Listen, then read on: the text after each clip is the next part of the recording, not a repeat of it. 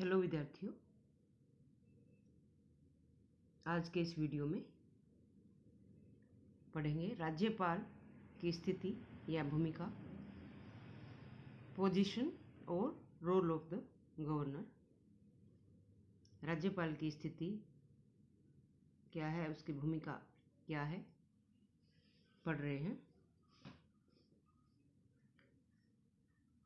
राज्यपाल की स्थिति या भूमिका के संबंध में सामान्य तौर पर दो परस्पर विरोधी दृष्टिकोण प्रचलित रहे हैं।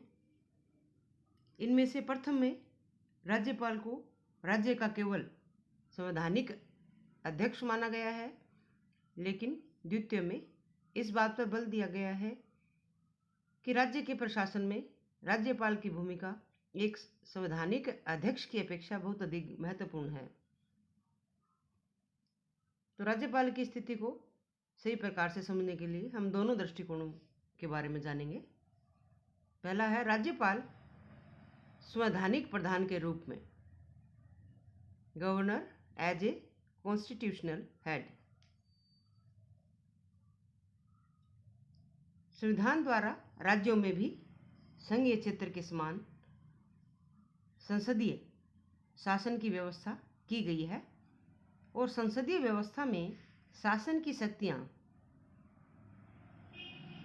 मंत्रिपरिषद में निहित होती हैं, जो व्यवस्थापिका के निम्न सदन के प्रति उत्तरदायी होती है।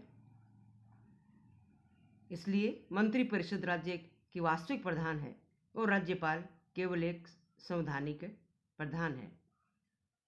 संविधान के अनुच्छेद 163(1) के अनुसार जिन बातों के संबंध में संविधान द्वारा या संविधान के अधीन राज्यपाल से यह अपेक्षा की जाती है कि वह अपने कार्यों को स्वविवेक से करें, उन बातों को छोड़कर राज्यपाल को अपने कार्यों को निर्वहन करने में सहायता और मंत्रणा देने के लिए एक मंत्रिपरिषद होगी। संविधान राज्यपाल की स्वविवेकीय शक्तियों का विशेष रूप से उल्लेख भी नहीं करता। केवल असम और नागालैंड के राज्यपाल को ही इस प्रकार की कुछ स्वविवेकी शक्तियां प्राप्त हैं।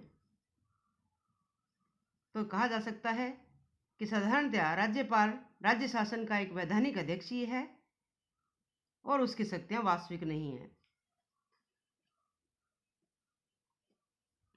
राज्यपाल के पद पर कार्य कर चुके विभिन्न व्यक्तियों ने अपनी स्थिति के विषय में जो कुछ कहा, उससे भी आभास लगता है कि राज्यपाल एक संवैधानिक अध्यक्ष ही है, जिससे अपने सभी कार्य मंत्रिपरिषद के परामर्श के अनुसार ही करने होते हैं। जैसे सरोजिनी नायडू ने अपने आप को सोने के पिंजड़े में बंद चिड़िया बताया था। श्री प्रकाश ने अपनी स्थिति स्पष्ट करते हुए कहा था कि मुझे पूरा विश्वास है कि मैं केवल संवैधानिक अध्यक्ष हूँ, जिससे छूटी हुई जगहों पर हस्ताक्षर करने के अतिरिक्त और कुछ नहीं करना होता है। महाराष्ट्र की भूतपूर्व राज्यपाल श्रीमती विजय लक्ष्मी पंडित ने कहा था कि यदि कोई व्यक्ति इस पद को स्वीकार करता है तो उसको पद नहीं वरन वेतन का आकर्षण है। तो संवैधानिक दृष्टि से जो है देखें या इसको ऊपर से देखने से एक संवैधानिक पद ही लगता है। राज्यपाल एक संवैधानिक प्रधान मात्र ही है। दूसरा दृष्टिकोण आता है राज्यपाल संवैधानिक अध्यक्ष से अधिक।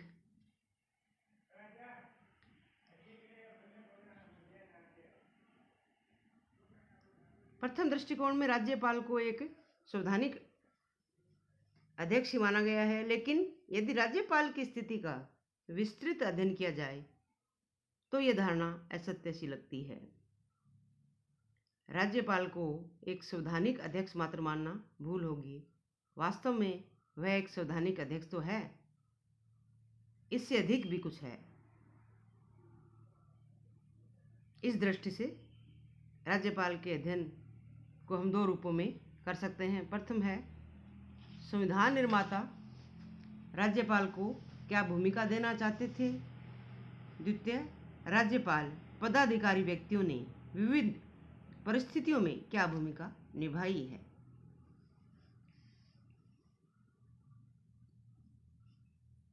संविधान सभा के वाद विवादों के अध्ययन से स्पष्ट हो जाता है कि संविधान निर्माताओं की धारणा के अनुसार सामान्य परिस्थितियों में राज्यपाल एक संवैधानिक अध्यक्ष के रूप में कार्य करेगा, लेकिन विशेष परिस्थितियों में उसकी भूमिका अधिक महत्वपूर्ण हो सकती है।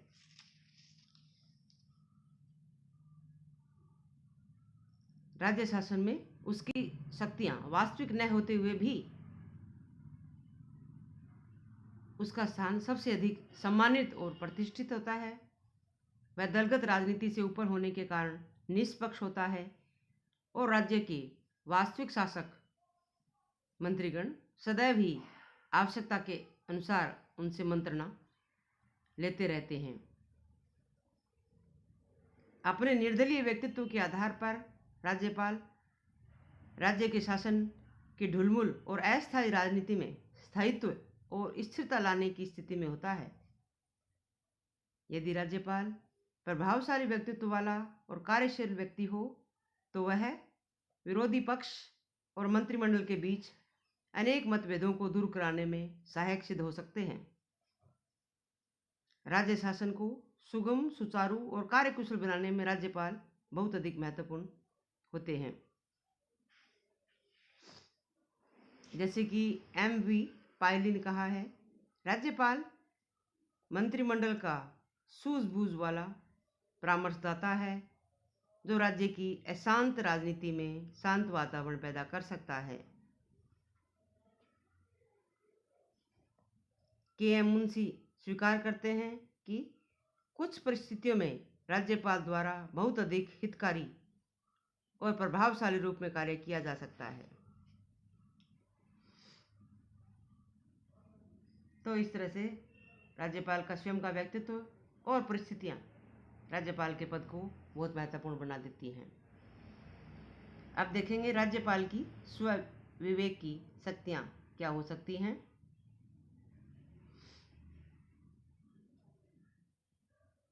दुर्गादास बसु और M.C. शीतलवाड़ ने अपनी रचनाओं में राज्यपाल के कुछ स्वविवेकी कार्यों का उल्लेख किया है, जो इस प्रकार से हैं। पहला है मुख्यमंत्री की नियुक्ति, दूसरा है मंत्रिमंडल को भंग करना, तीसरा है विधानसभा का अधिवेशन बुलाना, चौथा है विधानसभा को भंग करना, आगे है मुख्यमंत्री के विरुद्ध मुकदमा दायर करने की अनुमति देना आदि। तो पहला आता है मुख्यमंत्री की नियुक्ति के संबंध में स्वविवेकी शक्तियां। राज्यपाल का पहला कार्य मुख्यमंत्री की नियुक्ति करना है। यदि राज्य की विधानसभा में किसी एक राजनीतिक दल को स्पष्ट बहुमत प्राप्त है और बहुमत वाले राजनीतिक दल ने अपना नेता चुन लिया है, तो राज्यपाल के लिए यह जरूरी हो जाता है कि वह उसी व्यक्ति को मुख्यमंत्री पद पर नियुक्त करे। लेकिन यदि राज्य की विधानसभा में दलीय स्थिति स्पष्ट नहीं है और बहुमत वाले दल में नेता पद के लिए एक से अधिक दावेदार हैं, तो इस संबंध में राज्यपाल स्वविवेक का प्रयोग कर सकता है। ऐसी स्थिति में स्वयं राज्यपाल के द्वारा ही निर्णय किया जाएगा कि किस व्यक्ति के नेतृत्व में स्थायी सरकार का गठन हो सकता है। दूसरा है मंत्रिमंडल को भंग करना। कुछ परिस्थितियां हैं जिनमें जो है स्वविवेक की शक्तियां राज्यपाल जो है मंत्रिमंडल के भंग करने के संबंध में प्रयोग कर सकता है। पहला है, यदि राज्यपाल को विश्वास हो जाए कि मंत्रिमंडल का विधानसभा में बहुमत समाप्त हो गया है, तो राज्यपाल मुख्यमंत्री को त्यागपत्र देने या विधानसभा का अधिवेशन बुलाकर अपना बहुमत प्रमाणित करने के लिए कह सकता है। ऐसी स्थिति में यदि मुख्यमंत्री अधिवेशन बुलाने के लिए तैयार न हो, तो राज्यपाल मंत्रिमंडल को पदच्युत कर सकता है। दूसरा है, यदि किसी मंत्रिमंडल के प्रति विधानसभा में अविश्वास का प्रस्ताव पारित हो जाने पर मंत्रिमंडल त्यागपत्र न दे, तो राज्यपाल उसे पदच्युत कर सकता है। तीसरा है, यदि मंत्रिमंडल संविधान के अनुसार कार्य न कर रहा हो या उसकी नीतियों में राज्य या देश को खतरा हो या उसके द्वारा केंद्र और राज्य में संघर्ष की स्थिति को जन्म दिया जा रहा हो, तभी मंत्रिमंडल को पदच्युत किया जा सकता है। चौथा है, यदि स्वतंत्र ट्रिब्यूनल द्वारा मुख्यमंत्री को भ्रष्टाचार के आरोप में दोषी घोषित किया गया हो तो राज्यपाल उसे पदच्युत कर सकता है। तो मंत्रिमंडल को भंग करने के संबंध में भी कुछ विशेष स्थितियां पैदा हो सकती हैं जब वो स्वविवेकी शक्तियों का प्रयोग कर सकता है। तीसरा है, विधानसभा का अधिवेशन बुलाना। सामान्य रूप से राज्यपाल मुख्यमंत्री के परामर्श पर विधानसभा का अधिवेशन बुलाता है, किंतु असाधारण परिस्थितियों में राज्यपाल स्वविवेक से भी विधानसभा का अधिवेशन बुला सकता है। यदि राज्यपाल के अनुसार कुछ ऐसे महत्वपूर्ण मामले हैं जिन पर तुरंत विचार किया जाना चाहिए तो अनुच्छेद 174 के अंतर्गत वह विधानसभा के अधिवेशन की कोई भी तिथि निश्चित कर सकता है। इस संबंध में वह मुख्यमंत्री के परामर्श को मानने के लिए बाध्य नहीं है, चाहे मुख्यमंत्री को विधानसभा के बहुमत का समर्थन प्राप्त हो।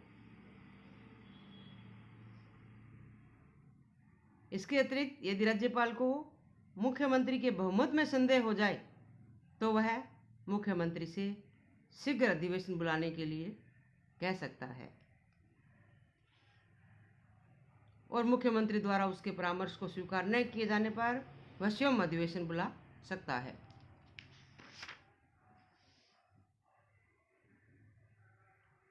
आगे है, विधानसभा को भंग करना।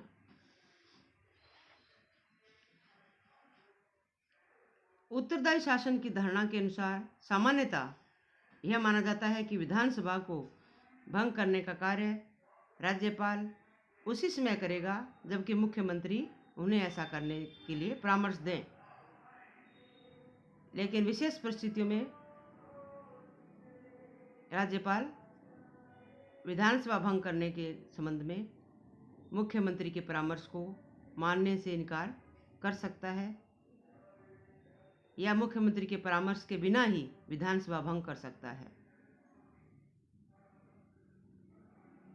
और ऐसे उदाहरण भी हैं। 1953 में ट्रावणकोर कोचीन में पराजित मंत्रिमंडल ने राज्यपाल को विधानसभा भंग करने की सलाह दी, जिसे उसने स्वीकार कर लिया। 1984 में जम्मू कश्मीर के राज्यपाल जगमोहन द्वारा फारूक अब्दुल्ला मंत्रिमंडल की विधानसभा भंग करने की सिफारिश को स्वीकार नहीं किया गया।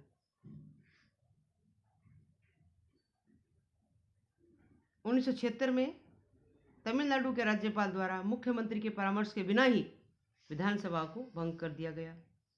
तो इस प्रकार के कई उदाहरण हैं। आगे आता है, मुख्यमंत्री के विरुद्ध मुकदमा दायर करने की अनुमति देना। संवैधानिक व्यवस्था यह है कि राज्यपाल की अनुमति के बिना किसी भी पक्ष द्वारा मुख्यमंत्री के विरुद्ध मुकदमा दायर नहीं किया जा सकता। 1995 के जयललिता प्रकरण से स्पष्ट हो गया है कि जब कोई पक्ष भ्रष्टाचार या किन्हीं आरोपों के आधार पर मुख्यमंत्री के विरुद्ध मुकदमा दायर करने के लिए राज्यपाल से अनुमति मांगता है, तब इस संबंध में वह अपने ही विवेक के आधार पर निर्णय करेगा। वर्तमान समय में जब हर किसी मुख्यमंत्री के विरुद्ध भ्रष्टाचार के आरोप हैं, तब राज्यपाल की यह शक्ति व्यवहारिक राजनीति में बहुत अधिक महत्वपूर्ण हो जाती है। हालांकि राज्यपाल द्वारा स्वविवेक के आधार पर किए गए इस कार्य को उच्च न्यायालय या सर्वोच्च न्यायालय में चुनौती अवश्य ही दी जा सकती है।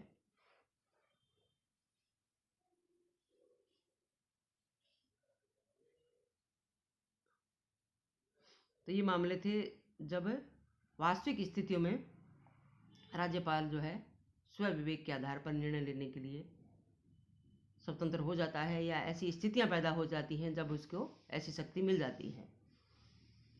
अब देखते हैं राज्यपाल केंद्रीय सरकार के प्रतिनिधि के रूप में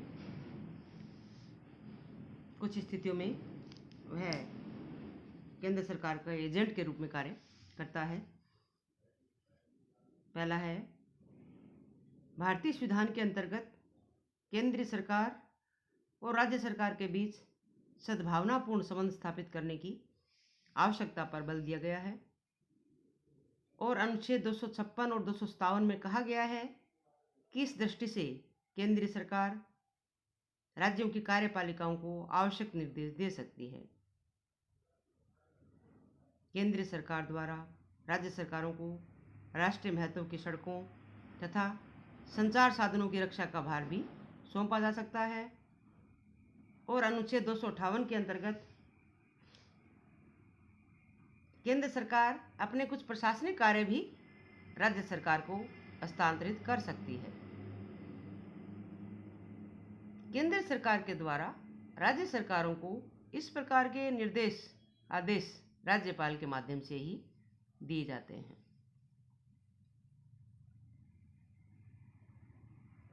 दूसरा है,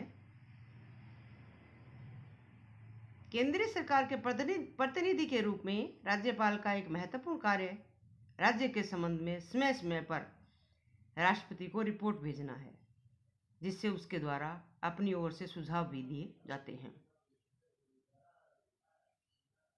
राज्यपाल अपना पद ग्रहण करते समय संविधान की रक्षा करने की शपथ लेता है, और इस दृष्टि से उनका सबसे प्रमुख कार्य यह देखना है कि राज्य सरकार संविधान के अनुसार कार्य कर रही है अथवा नहीं।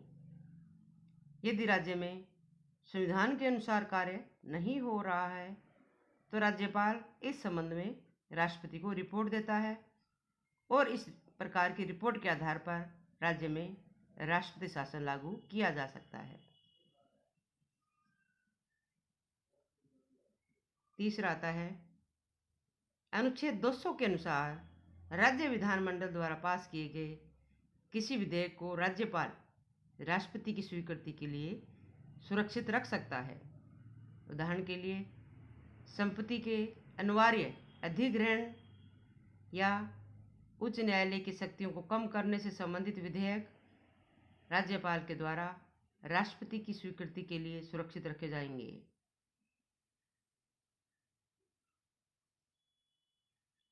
और चौथा मामला आता है, अनुच्छेद 213 के अनुसार राज्यपाल को अध्यादेश जारी करने का अधिकार दिया गया है, किंतु उसे कुछ विशेष विषयों में अध्यादेश जारी करने के पूर्व राष्ट्रपति से स्वीकृति लेनी होती है। तो इस प्रकार से कुछ मामले हैं, चाहे वो केंद्र के निर्देशों को लागू करना हो या प्रांत में संवैधानिक शासन जो है चल रहा है कि नहीं, संविधान के अनुसार शासन है कि नहीं, ये देखना हो, या कुछ विधेयकों को राष्ट्रपति के हस्ताक्षर के लिए सुरक्षित रखना हो। ये कुछ ऐसे मामले हैं जहाँ पे जो है राज्यपाल केंद्रीय सरकार के प्रतिनिधि के रूप में कार्य करता है, और ये जो उसका शक्ति है, ये जो उसका क्षेत्र है, ये बहुत महत्वपूर्ण वर्षों में हो गया है जब राज्यपालों द्वारा अपनी रिपोर्ट के माध्यम से केंद्र सरकार को संवैधानिक तंत्र फेल होने की बात कही गई है, और अनुच्छेद 356 के तहत राज्यों में राष्ट्रपति शासन लगता रहा है।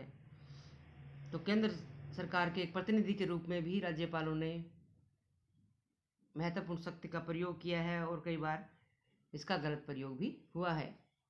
तो आज हमने राज्यपाल की भूमिका, उसकी संवैधानिक भूमिका, उसका स्वविवेकीय क्षेत्र और केंद्र के प्रतिनिधि के रूप में वह कौन सी भूमिका निभा सकता है, क्या शक्तियाँ उसके द्वारा प्रयोग में लाई जाती हैं, पढ़ा। धन्यवाद।